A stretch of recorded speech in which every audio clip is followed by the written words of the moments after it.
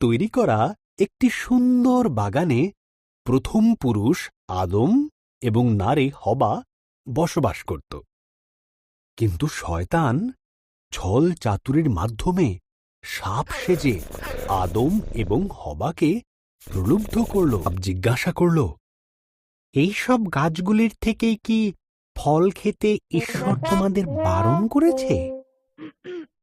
হবা উত্তর দিল, শুধু মাঝখানের গাছটির ফল খেতে বারণ করেছে।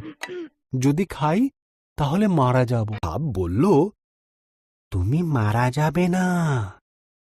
ঈশ্বরের ওই গাছ থেকে ফল খেতে না দেওয়ার পেছনে বিশেষ কারণ আছে।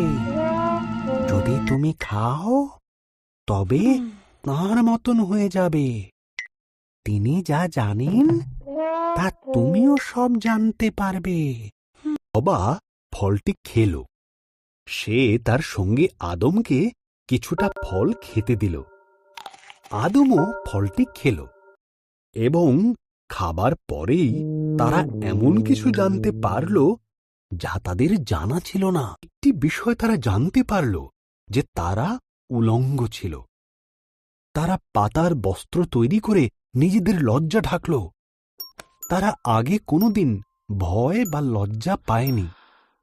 তাই তারা বুঝল কিছু একটা ভুল হয়েছে। ঈশ্বর ডাকলেন, আদম, হবা। আদম উত্তর দিল, আমরা লুকিয়ে আছি, আমরা উলঙ্গ।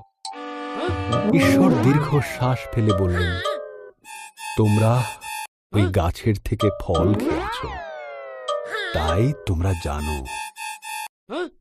তখন আদম হবাকে দোষ দিল, আর হবা সাপকে দোষ দিল।